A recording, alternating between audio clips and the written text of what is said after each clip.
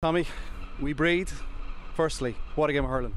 Yeah, what a fantastic advertisement for the Leinster Championship and Leinster fines. We all felt coming up here today. The Munster Championship was so good, and there was probably no real games of significance bar the last one, I suppose, Wexford and Kilkenny, where Wexford had to stay up. Other than that, there was no real major drama in the Leinster Championship, so we all felt coming up here today we needed a good final. And listen, it was maybe the match of the year. Amazing stuff, and went right down to the wire. Kilkenny went 8 points up at maybe 10-15 minutes left. Looked like they were home and hosed. Galway came back, as they have for the last couple of years. Jason Flynn got a great goal, a super finish, and looked like they were going to go on and win it by 2 points. We were deep into injury time, and ball here in the corner underneath the hook and stand in front of us. It looked like it could go nowhere really, maybe out over the line. But some way John Donnelly, and he has magical hands. He hit the ball right across, real instinctive hurling, and just the ball eventually came back out to Cillian Buckley. And the Kilkenny people will be delighted for that was Buckley that done it, because he's been ever the profession since he came onto the Kilkenny panel back in probably 2011 or 12. Just a fantastic role model, a fantastic hurler and great attitude. And to see him, like, he's subbed the last couple of years, playing some days, sub more, and he stayed at it, no big drama out of him, and came on there and even had a super game up to that, caught a few balls in the half back line, and was, probably not the man we all wanted to have it. Maybe you'd be thinking TJ Reid or Owen Cody, but give a little shimmy, Jonathan, and put the ball lovely low into the right hand corner. Just heartbreaking stuff. There's the euphoria of sport. What a way to win a game, what a way to lose a game. It's going to be such contrasting moods in the dressing rooms right now. Absolutely, and like, say 10 seconds before the final whistle, you were saying Kilkenny, probably just too many injuries coming into the game, too many of their main players were Adrian Mullen was out, Mossy Keogh went off after 18 minutes, Richie Reid was out, like all huge figures in the Kilkenny team at the moment, in big pivotal positions, and you felt that maybe if it was anyone's day today, it would be Galway's. And listen, right, the drama at the very end, and we saw, you've rarely seen such emotion after a Leinster final, whether for the winners or the losers. But Kilkenny were absolute joyous, and Galway were down under, as if they were after losing an All-Ireland final. They were down under their bellies, really, most of them down around here where we were, and just absolutely devastated, because it just shows to the people what it means to win the Bob O'Keefe. People love winning things, and they love winning finals, and the Leinster Championship means a lot to the teams competing in it. And we saw that a couple of years ago as well with Wexford, that 60 or 70,000 up here, and it was like they won the All-Ireland after. Great scenes, and gives great people great joy looking at that. And today now it's a heartbreak for Galway, and they'll just have to dust themselves down. As a whole, Tommy, I think you touched on a good point there. I think it was a game the Leinster Championship needed. It was almost the forgotten child for one way. Everyone's rightly talking about the euphoria of the Munster Championship. Don't get me wrong, we witnessed a great game earlier on today, but that was a real throwback. Long ball, intense work rate, both of us, in our wisdom, putting a Galway lad and Kilkenny lad beside each other, we were nearly jumping out on the pitch there at times. It was like, if we had to be live, it would have been like local radio, Jonathan, but it was fabulous, because even take away the drama at the very end, like as you said, there was short ball, the modern game, playing around and up to the middle of the field to get it in.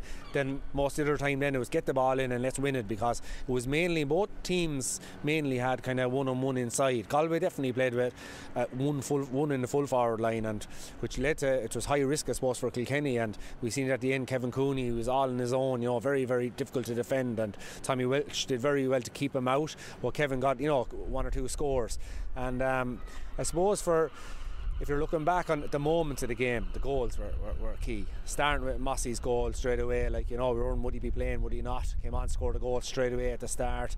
Mikey Butler scored a fantastic goal. Can we just stop about that? Quarterbacks shouldn't finish like that. We were right behind it. It was a rocket of a shot. And most of the time you're giving out with the cornerbacks. What are they doing up there? Get back and do a bit of defending, what they're supposed to be doing. But when they go up and score goals like that, doesn't not more can be said really. But you'll often find a back, whether he's a half-back or a full-back, man, when he gets up there, he'll usually get into a great position and then just hit it at the goalie. But he had the wherewithal. I suppose he's been up a couple of times this year scoring points. He had the wherewithal to look at the Anna Murphy's probably weak side is over to that side, so to the left hand side, the way he holds the hurl, and he went to that corner, low, bounced it. We saw it in the Munster final. Nicky Quaid made a great save with his foot. It was from Rodgers. It was a similar type shot from Mikey Butler, but went straight to the corner, give the goalkeeper no chance. So fantastic goal from the corner back, and fair play to him. The game level 8 times. I just want to touch on that third quarter. I thought it was Kilkenny of old. We've seen it with your teams and Brian Cody. They put the foot down. They got the goal, and Galway did respond with a point. Evan Ireland shot the lights out again, and then 6 points in a row, and you thought, that is it. Yeah, it looked like it was over. And I've said it a couple of times before Galway games this year, but they don't go away. So even when you do go 5-6 points up on them, Dublin went 12 points up on Leinster final, and I said to who I was looking at the match, I was beside a fella looking at the match, and I just said to him, watch this will go down to the wire, and it did. And the same today, they went 8 points up. I thought against Kilkenny, it was close enough to the end, I felt Kilkenny would push on, but no, they came back scoring wonderful points. Jason Flynn scored that great goal. Niall and Concannon really came into the game at this crucial stage for Galway, and it looked like Conor Whelan was the star man all day, but it looked like when they needed him most, he stepped up with 2 fabulous points in the space of about 30 seconds.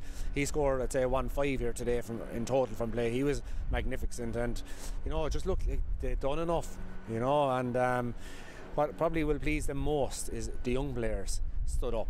When the game was in the middle of the plot, sometimes the younger players can, they're inexperienced and they can kind of wither away. Them guys stepped up and looked like they won a game for Galway, only for that moment of magic near the end. Twofold question. Henry Shefflin, you see a lot of his DNA on the side, that never say die attitude, but that's a couple of times now Galway have left the mountain too hard to climb and got caught today. You can't keep getting away with that, really, can you? Yeah, no, and just on a couple of Galway lads there after the game, and they're digging these big holes that they have to come out of it. I felt, it's a great sign of a team to come back from that, but you have to stop digging the holes for yourself, I suppose. You don't get away with it probably against the top teams, and that probably shown right at the end, when you go 8 points down, you just can't be doing it too often. You won't stay coming back, and it looked like they'd done enough again today, but listen, they have to dust themselves down. It's only 2 weeks to the next game, so any injuries and any players out of form, they'll probably be better off nearly putting the hurls inside in the the garage and maybe just staying fresh for the next 2 weeks, because they've trained hard, and that game mentally, I think, will take a lot out of them, and I think they'll have to mentally recover now more than anything. But listen, Henry doesn't, his trait is high standards, and teams that have high standards don't generally go away, so you would imagine that will be the case for Galway going forward, but it will be major games coming up for him. A lot of talk about Henry, and rightly so, but Derek on the other side, not an easy job, even to give you a little idea. Brian was at the game today, the TV on big screen hones in him, he's still that big person, and maybe like Alex Ferguson before, it's not an easy ask, but first available silverware is secured. Yeah, and in fairness to Derek, he got the team to a league final as well, defeated, and people are asking questions about the Kilkenny team, where are they going, now back in a Leinster final, and won it today under dramatic circumstances. And I'd say for Ling, it'll give him huge confidence. Now, he's a confident man anyway, he's very confident in his own skin. You'd see that in his demeanour on the sideline. He gets pumped up when he has to be, but he doesn't get carried away either. And he's able to make the decisions when the Kilkenny subs that he brought on, they had a huge bearing on that team, on that win. Walter came on early, scored 1-2 or 1-3. Parra came on, scored a point. Billy Drennan came on, scored a point. Buckley came on and a wonderful, contribution even before the goal.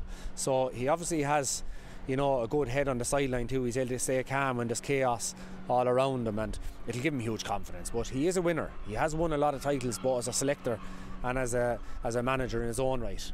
That's not his first victory. It's not his first rodeo. And Brian Cody, in fairness to him, he doesn't make it difficult on guys either. He won't be kind of looking down on him condescendingly, saying should be doing this, should be doing that. He's a genuine Kilkenny man, genuine club man, genuine hurling man. So I don't think Derek will see him in the shadows at all.